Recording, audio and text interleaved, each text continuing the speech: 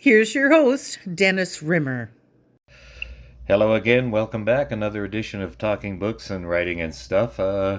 We're here in Radisson, Saskatchewan. With us from down the road a piece, Dave Margoshes, writer of plenty of renown and been a writer for most all of his life. And we want to talk to him about his life and career and his new book called A Simple Carpenter. So, Dave, thanks very much for joining us today. It's good to have you with us. Oh, you're very welcome, Dennis. It's a pleasure to be here. Well, thank you. And the book, your latest book, is called A Simple Carpenter, and just had it for a week or so, and haven't really gone into it. But from your perspective, this story seems rather mythical. What intrigued you about this story? Apparently, from what I'm reading, you had an idea of somebody. You were lying on the beach, and then something clicked, and then something else clicked, and all of a sudden we have this magnificent book. So. Well, I appreciate your use of the word mythical. I haven't heard anyone else use that term in relation to this novel, but that is exactly what I had in mind. Something mythical. I've always been interested in myths. The Greek myths and the Roman myths and the Norse myths, and of course the biblical myths. The Old Testament is filled with fanciful stories. And I think this novel, although it's about a character who's, well, he's not Jesus, but he's sort of modeled on the concept of a Jesus, a second coming of a Messiah. Despite that, the inspiration for this story is really more Old Testament than New Testament. And I know not much about either subject, but the Old Testament seems all so and so begat so and so begat so and so, and then they all got thrown into exile, and then they all got punished. So that's. Well, that's an oversimplification, I guess. But even people who were not raised in a religious household and have not necessarily read the Old Testament, most people in North America, and I think Europe too, are familiar with the stories from the Old Testament. Adam and Eve, Okay. and the serpent in the Garden of Eden, and Cain and Abel, and Job, and Noah and his ark. All those stories come out of the Old Testament, and to a certain degree, I would say that they are the foundation of Western culture. And those myths trace back even further. It's almost like since the dawn of time, people have had these ideas. Who is the Zoroastrians? I think had the first sort of concept of those kind of things with the Great Flood and a heaven and a hell and a. Of course, Yeah. it's not, hell isn't quite mentioned in the Old Testament, is it? So. No, Nope. it isn't. That's a fanciful addition that came later on Right. with the Christians. But as soon as I saw A Simple Carpenter, the title, my immediate thought was, oh, A Simple Carpenter, that must be about Jesus. So is the title going to maybe, I'm not going to say scare away people, but think that make, you can't judge a book by its cover kind of thing, but A Simple Carpenter, will people be misled a bit to think it's an autobiography, or that couldn't be an autobiography, could it? Certainly not. A biography of the mythical Christ person, I'll say. Well, I mean, to a certain extent, it is that in a distant kind of way. But originally, I just called the story Carpenter, Right. and that was my working title. And and sometimes caused some confusion in our household because David Carpenter, who you probably know or know of, is a good friend of mine. I'd be saying something to my wife about Carpenter, and she'd say, "Which Carpenter are you talking about?" Right. Anyway, I've lost the track of what I was going to say. Well, at any rate, so the working title was Carpenter, and when the novel was accepted by Radiant Press, that was the title. But somewhere along the line, my publisher, Deborah Bell, who's a pretty sharp cookie, said, "I don't think just calling it Carpenter is enough." And I think it was she who suggested,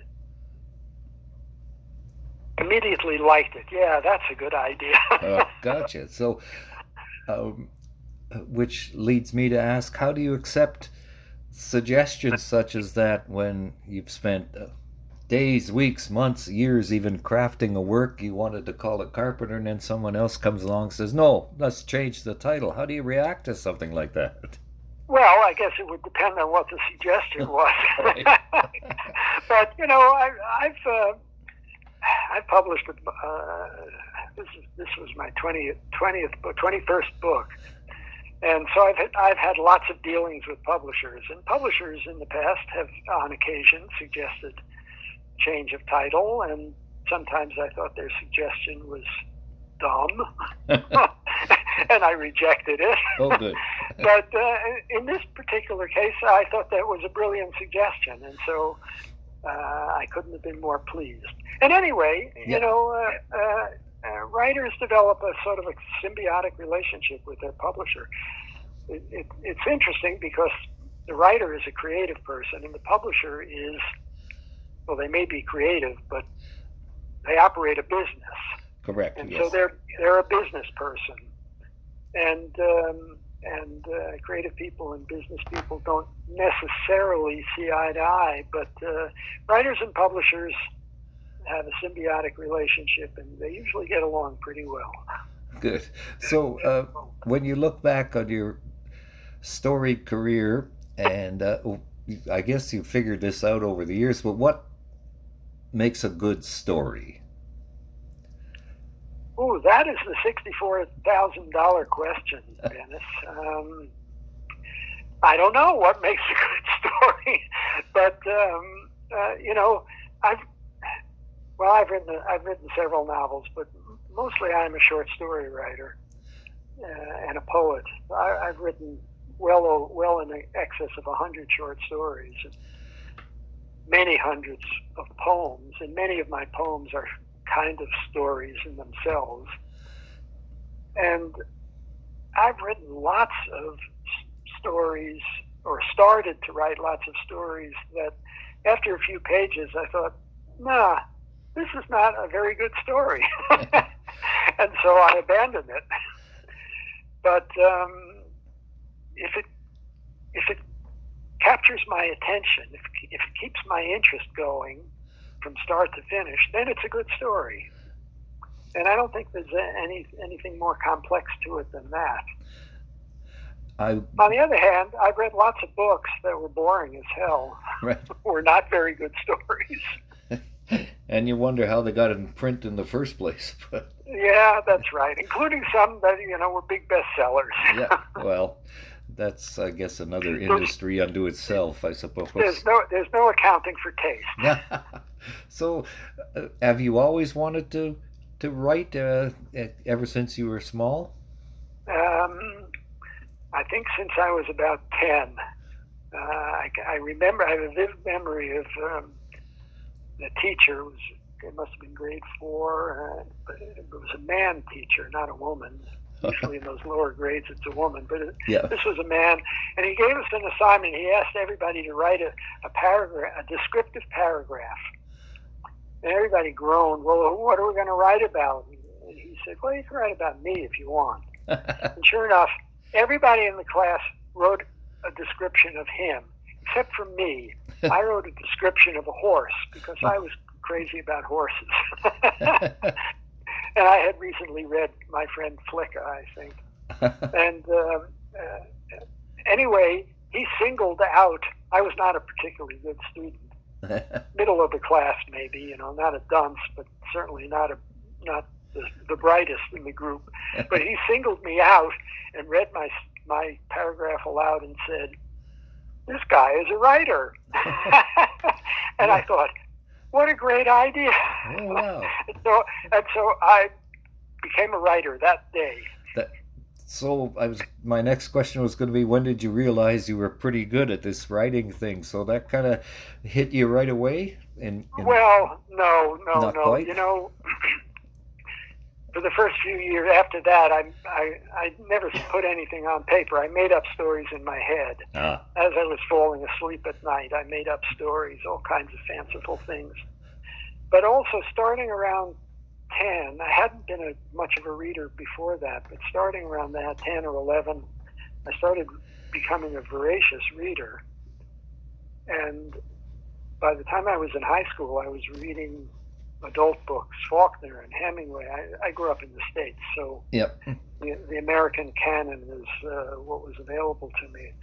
I was reading Hemingway and Steinbeck and William Saroyan and William Faulkner and people like that, and I realized how difficult writing is, how complex it is, and that I did not have the skills for it. So it was quite a while before I mustered up the courage to start putting things on paper again. Well, if writing is difficult and complex, like, why do you do it? I guess, why do you write? What's in it for you? What do you get out of it personally? Oh, well, I don't know. It's I think people are born writers, not necessarily made. I've taught a lot of creative writing classes and given workshops and things like that. And I would say that, the majority, I'm certainly not going to name any names, the majority of people who take creative writing classes are interested in it as a hobby. They're not real storytellers. They don't have the hunger to tell a story. And I have that, and all my friends who are writers have that hunger. Hunger is the word I use, but you might consider it an affliction. People who are writers have to write. Right. It's what we do. Exactly, and it's like, I guess, people who rebuild old cars or farm or fish, more as a living and than a hobby, right? So that's right. Well, it's it's a profession, of course. We try to make a living at it, which isn't easy. That's another story. It's not easy being a writer. And writing itself is difficult, but it's a passion. I have a passion for it. And, all my friends who are writers are passions for it. And, I'm in my 80s now, and you would think I would want to kick back and put my feet up and read books. But no, I continue to write. So is there something you do when you're not writing, or are you always pretty much writing? Oh, yeah. My wife complains that I don't have a hobby. But writing is difficult and it's tiring. I certainly don't write all the time. I try to write every day for a couple of hours, usually in the morning. Yeah. And I read a lot. I used to make my living as a newspaper reporter, so I'm kind of a news junkie. I read a lot of news online and in newspapers, and I do other things. I'm not just a writer. Right. So, do you have I guess you have an area that you write? Do you have a writing space that you can describe for us? Yeah, I'm sitting at my desk now. We live in the country, on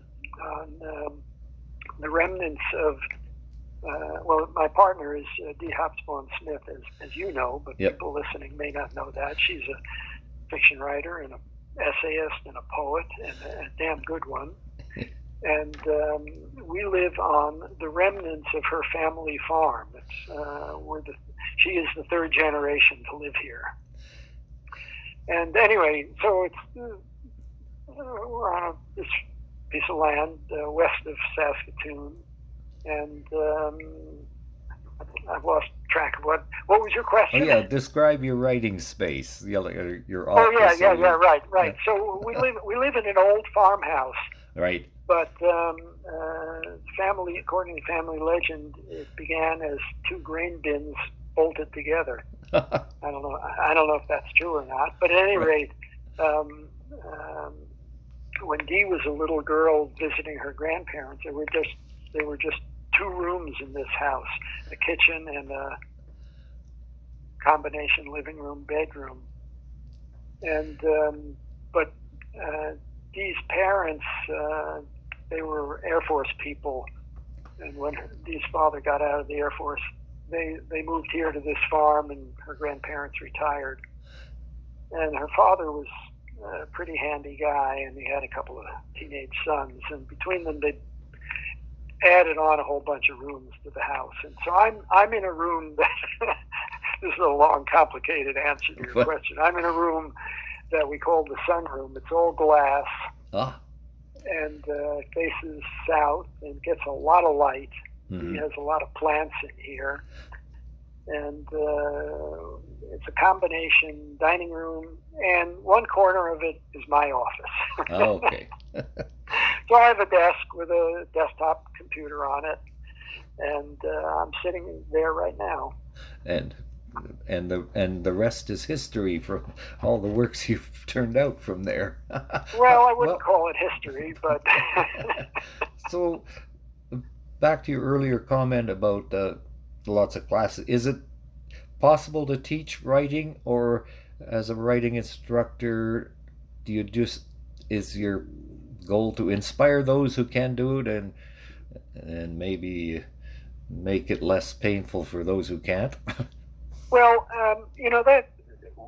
that's kind of an ongoing debate in the writing community. Some people say you can't teach writing. People are either born writers or they aren't. But other people say, yeah, you can teach. And I'm in that camp. You can't teach talent, but you can teach craft.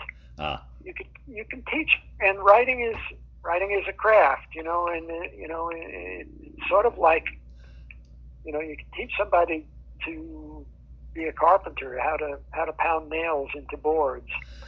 You can't teach them to be a master carpenter. They have to have a talent for that. And it's the same with writing. You can teach about plot and about character development and about dialogue and all the little elements that go into writing. And I'm thinking specifically about fiction here, but it really applies to all kinds of writing. But you can't teach talent. And so there are plenty of people, again, I'm not going to name any names, there are plenty of published writers, including some best-selling published writers, who don't really have a talent, in my opinion, because they're not very good writers, but they are good storytellers, and that is, I guess, a kind of a talent in itself. Yeah. And at any rate, I've taught lots of people how to write stories, and some of them have gone on to be very good writers. And because they had the talent, and they had the hunger. And the hunger, the will, the drive, the need to do this. Yes. That's right. Yeah. On the other side of the coin, is there such a thing as writer's block? Oh yeah. Yeah. Everybody gets it from time to time. Although Mark Twain once famously said, "A writer's block is what I sit on when I'm writing." But yeah, everyone gets stumped every once in a while, and or tired, or especially if you're in the middle of something long like a novel.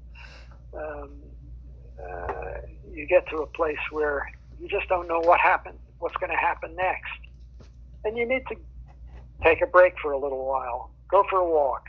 Right.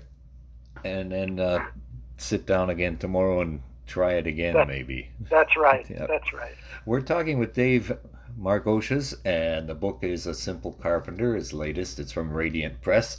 What do you hope, Dave, that readers will take away from this book? Well, I hope that they will say, God, this was a damn good story. I'm going to buy a dozen copies and give them to all my friends. That's a fanciful wish, but you know, I've written I think this is my 4th novel, but it's my 21st book. I've never had a bestseller, never won a Governor General's award, but I think this is my best book, and I have high hopes for it. But I think that what would I like readers to take away from it? I would like them to be scratching their heads, thinking, what the hell was going on in that book? It was fascinating, but what did it mean? Well, I've got a quote here up on the screen that says, you can get away with anything in fiction as long as you make it believable. So yeah, that's right. That's my mantra. That's something I tell creative writing students all the time. Make it believable, and it will be believed. Well, I'm thinking, when I was a kid, I read, Journey to the Center of the Earth, Jules Verne. Great book. That seemed believable to me. Well, why not? Why isn't there a little tunnel that you can go down, and then all of a sudden there's this new world down there with dinosaurs and stuff? And The Martian Chronicles, Ray Bradbury. Another great book. That seemed to me very believable. Yeah, why not? You can have a colony on Mars. That makes sense. So. Yeah. Well, I use the example of Superman when I'm teaching a class. Oh, yeah. If you had a guy who was merely, he could fly and he's bulletproof and he had X-ray vision, that in itself wouldn't be believable. But it comes out of the context of his origin story. He came from a different planet, and on that planet, people had a different kind of life force. And so when he arrived on Earth, he had superpowers. So that's what makes Superman believable. Yes, that's right. It does, because in the back of your mind, you say, yeah, it makes sense. He comes from somewhere else, and now he's here, and then, but of course he has kryptonite, so that's a danger. But and all the other ones are just, Spider-Man gets bit by a spider. Nah. That's right. Those superheroes, they all have an origin story. They all have an origin You know how they became a superhero, and that's what makes them believable. Right. Okay. And everything in A Simple Carpenter, if you take the time, dear reader, it will be believable. Dave, what are you working on next, or can you reveal that? I'm back to writing short stories. That's my first love, and I've got a bunch of them. And one of these days, I will put them together into a manuscript, and hopefully, I'll have another book. Well, let's hope so. Dave Margoshes, it's been a pleasure and very enlightening. Thank you for discussing everything and anything with us. He's the author of A Simple Carpenter. Dave, thank you. Well, it's been a pleasure talking to you, Dennis. Thank you for visiting with us today. This is Talking Books and Stuff with Dennis Rimmer. Contact him at dennis@talkingbooks.tk. Thank you, and may all the good news be yours. Oh, and don't forget to check out his book, The Great Canadian Notebook, available across Canada and at amazon.ca.